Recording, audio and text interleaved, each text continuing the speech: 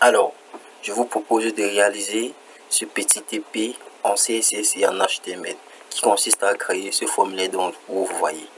Donc, sans plus tarder, on va donc essayer de passer par le code. Ok, moi j'ai déjà le code HTML. Tout ce qu'il faut, c'est d'écrire juste le code CSS. Donc, pour ceux-là qui n'en ont pas, vous pouviez déjà commencer à mettre pause sur la vidéo et après revenir pour le code CSS. Ok, allons-y droit au but. Premièrement, on va maintenant utiliser d'abord notre sélecteur universel. Normalement, on va utiliser notre sélecteur universel, question d'enlever les marges et les padding. Ok, on va donc travailler dessus. On va donc annuler padding de 0. On enlève box sizing, border box. Ok, maintenant on constate que sur l'original on a un fond noir parce que voici ce qu'on veut faire. Donc voici ce qu'on a. On veut rendre ceci en ceci. Donc bon, on voit qu'on a un background. Ceci, notre background c'est en blanc ici, l'autre ici c'est en noir. Ok, on veut mettre un background noir, un background. Ah, désolé, on va d'abord cibler le body. Hop. Puis là on va donner un background, peut-être background color ou background tout simplement RGB, parenthèse, 24 30. Ok, si on a enregistré voir, c'est pas déjà mal. Je crois que c'est la même couleur. Ok, là c'est bon. On voit ici que l'élément est centré ici, donc on va centrer aussi de notre côté cet élément. Ok, là on va mettre un display flex, deflex, justify content, center, align, center, align item, center. Ok, c'est pas déjà mal. On va donner une hauteur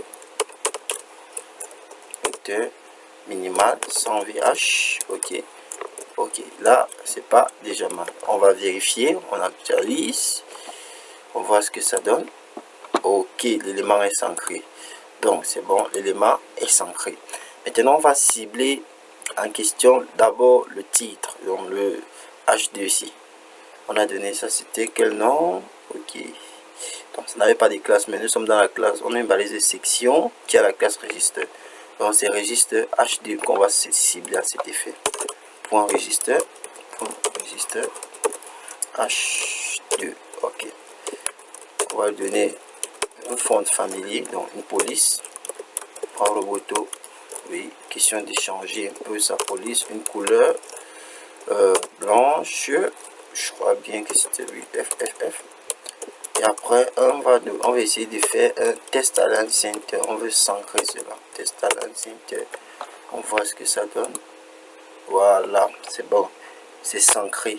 Donc c'est ça la police roboto. Sinon on peut par la suite encore augmenter même la taille, donc le caractère. On va mettre un font size de 30 pixels pour voir ce que ça donne. Ok, hop, voilà, c'est un peu cool. Maintenant on va sélectionner tout l'ensemble. Je crois que c'était register, oui c'est ça qu'on va sélectionner. Ok, register, donc point register. Dans le point registre, on va dire que tous ces éléments enfants ont une couleur blanche. Color, hop. Tous ces éléments enfants ont une couleur blanche. Hop, là c'est pas déjà mal. On va lui donner un box sizing, question de sortir un peu les bordures qui est ici, que vous voyez, les contours là. On va donner un box shadow, je vais dire, non un box sizing, désolé. On va mettre un box shadow. Hop. Et en bas ce sera de 1 pixel, à la droite ce sera de 1 pixel et l'assouplissement ce sera de 2 pixels, et puis la couleur ce sera la couleur blanche également. Donc on va donner une couleur blanche à cet effet. D'accord, FF, on va voir, ça va donner directement. Ok, c'est pas déjà mal, donc ça ressort déjà le même carré que vous avez vu là, ça ressort déjà. Mais on constate que nos caractères ne respirent pas en fait. ils sont trop collés, c'est pas trop. Maintenant, pour cet effet, on va donc essayer de donner un padding d'abord de 20 pixels. On va donner un padding de 20 pixels pour voir si ces derniers respirent au moins.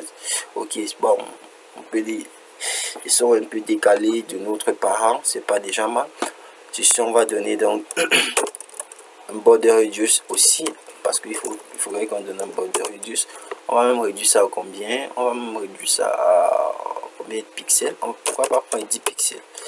On va voir ce que ça donne. Hop, voilà, c'est pas mal. On va donner une largeur également. On va donner une largeur de 50%. On va donner une largeur de 50% et une hauteur de une hauteur automatique. Donc on veut que les éléments ont une hauteur automatique par rapport à leur parent. Donc c'est auto. Ok, voyons voir. Ok, c'est pas déjà mal pour un premier temps.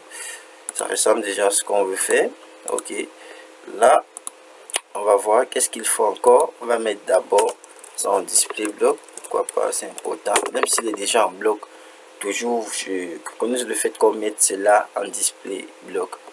Ok, là on va d'abord, on va donner une opacité. Une opacité de 0.8. Question de tuer un peu de transparence. Ok, là c'est pas déjà mal. Maintenant ce qu'il nous faut faire maintenant, ce sera de cibler le label d'abord, le label de notre formulaire. Je crois que la classe de notre formulaire c'était forme groupe. Ouais, c'est bon. Et le ok, et le label après le input c'était forme contrôleur. D'accord, on va donc utiliser, on va appeler notre classe forme groupe. Hop, c'était label. On va lui donner un font family. On va lui donner un font family à Roboto également. Hop, je crois que c'est bon. Roboto, on va, et sur ça on va donner on peut me donner quelle taille. Pourquoi pas prendre 18 pixels, font size de 18 pixels pour voir. Je crois que ça va bien venir avec 18 pixels. Ok, ok, c'est pas déjà mal, c'est pas déjà mal. On va donc essayer aussi de cibler les inputs. Oui, on va cibler les inputs. Je sais bien que ça, la classe form groupe, et ça prend le form contrôleur. Form contrôle. Donc que les contrôleurs, c'est le form contrôle, désolé. Sur ça, on va donner, on va dire qu'ils prennent une largeur automatique. Ils vont prendre une largeur de 100% par rapport à son parent. Donc on va donner une largeur 100%. Ok, et on va aussi dire que il est un padding. Je veux que ces éléments là puissent respirer 8 pixels. On va donner un margin, question de décaler un peu, ils sont trop collés, ce n'est pas bon. On va donner en haut de 5 pixels. Ok, à droite de 0 pixels, en bas de 20 pixels et à gauche de 0 pixels. On va voir, on enregistre d'abord. Voilà, c'est pas déjà mal, on voit qu'on veut déjà arriver sur ce qu'on veut faire. Ok, c'est pas déjà mal, on va continuer.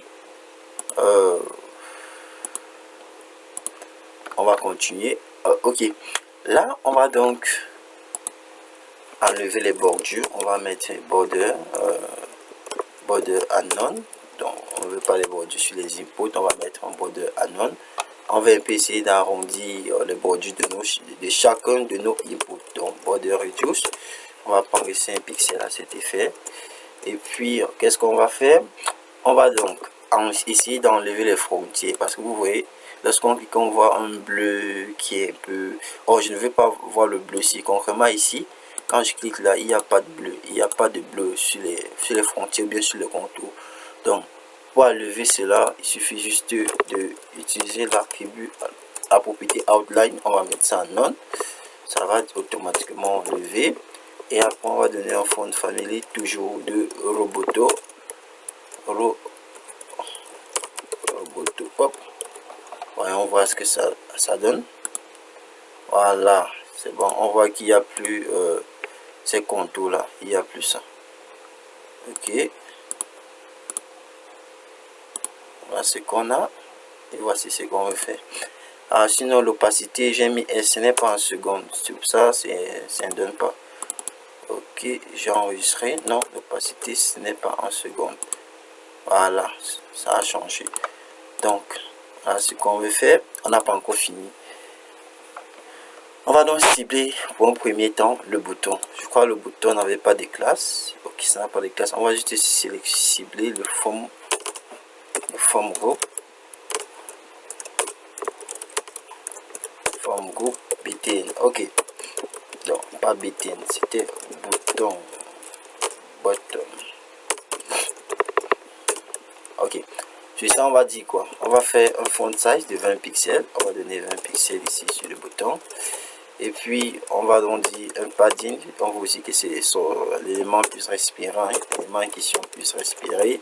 On va donc donner un font family également de Roboto. Un peu de partout, c'est pas grave. On va donc donner une largeur de 10%. Et puis, pas de 10%, il faut aussi prendre 100%, je veux dire. Et on va donner un cursor pointeur pour que lorsqu'on vient, on survole dessus, c'est une main qui apparaît. Donc, cursor pointeur, ok. Maintenant, on va donner un background. On va donner un background, ok. Le background, ce sera en linéaire gradient. Linéaire gradient. Et sur ça, on va donner 220 degrés. Et puis, dans le 220 degrés, on va donner une couleur de, je crois que j'avais utilisé quelle couleur, dièse 88 C B E B. Et l'autre, c'était dièse 95 E 7 F E. Je crois bien que c'était ça, si je ne me trompe pas. Bon, et ici on va donc essayer de dire ça va créer un radian à 60%. Donc on va prendre un truc de 60% également. Ok, ici on va d'abord enregistrer.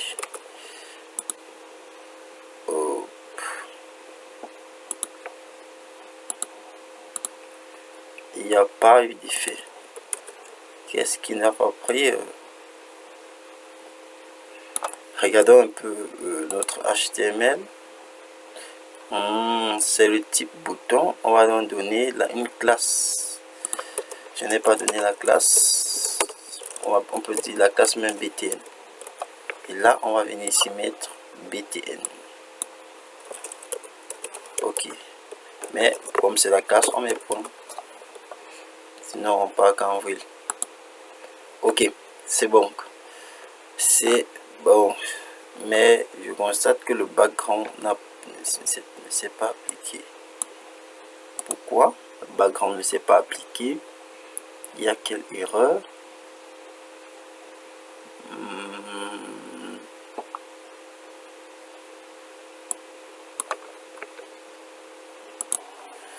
Je constate que le background n'a pas apparu. Quel problème il peut bien avoir? Je crois bien que c'est la virgule qui dérangeait, si je ne me trompe pas. Ok, enregistrement. Ok, c'est bon. Donc notre background a apparu. C'est pas déjà mal, Sinon, il faut aussi donner les border reduce et enlever aussi la bordure. On va d'abord donner un border. Non, on a la question d'enlever la bordure.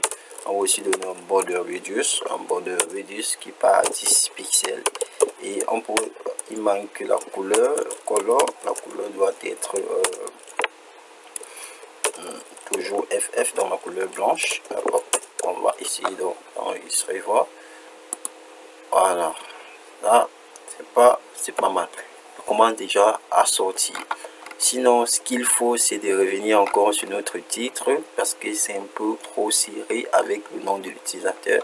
Ce qu'il faut faire, c'est d'essayer de donner un margin. On peut mettre un margin bottom, je crois bien, ça va faire à peu près 10 pixels.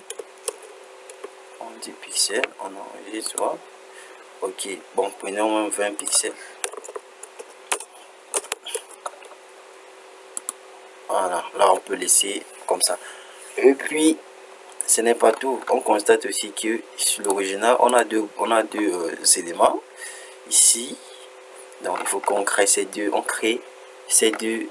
éléments là en utilisant les pseudo éléments. Donc on va utiliser le after et le before pour faire cela. Donc tout juste après le registre, on va, puisque c'est dans le registre, et je vais trier ça. Ok, on va mettre là registre 2.2. Non, ça c'est pas bon. Registre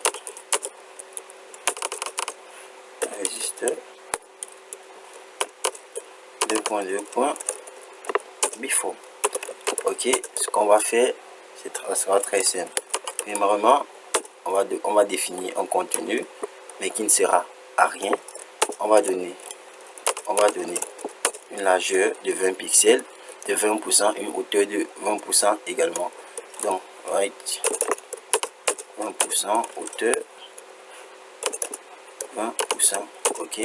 Et après, ce qu'on va faire, on va définir aussi un background. Le background aura la même couleur que celui-ci. On va préconiser ça nettement là. Hop. C'est où? Ok, c'est ici. On va coller. Donc, ça va prendre la même couleur. Et puis, on va donner en position, une position absolue. Parce qu'il va essayer donc de déplacer ces éléments. On va donner un display block pour ces éléments, on va dire, parce qu'ils sont de type inline par défaut. Les pseudo-éléments, utiliser le type inline par défaut. On va donner une réduction de 50%. Donc, on veut tout réduire, on va de reduce. Et après, qu'est-ce qu'on va faire? Étant donné qu'on va essayer de faire roter, de faire une rotation, on va donc définir directement l'animation. Hop, on va donner le nom de l'animation, peut-être registre rotate, peut-être, pourquoi pas, registre rotate.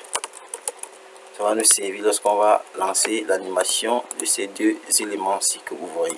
Et après, ce qu'on va faire, on va dire que tous les 3 secondes, il effectue une animation, et ça de manière infinie. Ok, là, c'est pas déjà mal. On va essayer d'enregistrer ce qu'on a beaucoup écrit. Voyons voir ce que ça donne. Ok, voici ça qui est apparu là. Ok, c'est pas mal, c'est pas mal, c'est pas mal, c'est pas mal. Donc, on va donc essayer de déplacer ces éléments, parce qu'on veut voir ces éléments là ici sur les côtés. Donc pour ce faire, on va d'abord, on va sélectionner d'abord le before en question. On va sélectionner le before. Donc on registre. Ok, before. Ok, là on va dire quoi? Qu'est-ce qu'on peut dire ici? On va faire un top, on va faire un bottom de 0. On fait que l'élément descend. Bottom de 0, et à droite left de 10%, non, de moins 10, parce qu'il faut qu'on supprime les décalages de margin. Ok, de moins 10. Voyons voir ce que ça donne. Hop, lui il est waouh, waouh, il est quasiment un peu aligné, il est un peu sorti, il est très loin quoi. Ok, ce qu'on peut faire, waouh, on constate que cet élément-ci est sorti de son parent, et ils sont vraiment gros, Cet élément-ci est sorti de son parent. Donc ce qu'il faut faire, c'est de définir son parent pour qu'il puisse rester dans son parent. C'est de définir son parent en position relative. Je crois que c'est registre. Oui, c'est registre. On va donner position relative. On va essayer d'enregistrer. Ouais, c'est pas déjà mal. Puis on va faire de même pour le after. On va juste copier, sinon after, on va coller, on va mettre là after. Ok, là ça sera after. Ok, voyons voir. Il est là, mais je disais qu'on va mettre à la place de left, on va utiliser un right. Ok, pour que ça puisse aller à la droite. Ok, c'est pas déjà mal, mais je vois que ça descend un peu. Prenons moins 30 pixels, voir. Ok, c'est pas mal. Même ici c'est pareil, on va prendre aussi moins 30 pixels. Voilà. Maintenant, on voit que ça correspond vraiment à ce qu'on veut faire ici. C'est ça ici, ça correspond vraiment. Et puis, ce qu'on va faire, ça sera tout ce qui reste, ce n'est que de lancer l'animation. Sinon, c'est tout. On va donc passer à l'animation en question. On vient là, étant donné que j'ai déjà défini la propriété animation avec ses valeurs et consorts. Le nom de l'animation, ce sera registre OT, je copie directement, ça soit me servir. Je viens juste là en bas, j'utilise keyframe, je dis l'identifiant, c'est le nom de la rotation, je dis à la fin, donc 100%. Il va donc effectuer une rotation. On peut prendre combien de degrés? 80 degrés toujours, pourquoi pas ôter de 180 degrés. Ouais, on voit ce que ça va nous dire. 180 degrés. Hop, on enregistre et puis on actualise là. Non, ça c'est l'original. Voici ce qu'on doit faire ici. On actualise. Voilà, c'est bon. Cela a marché. C'est bon. C'est la même chose. Oui, je la respecte. Donc, sur ce, j'espère que ce tutoriel vous aurait plu.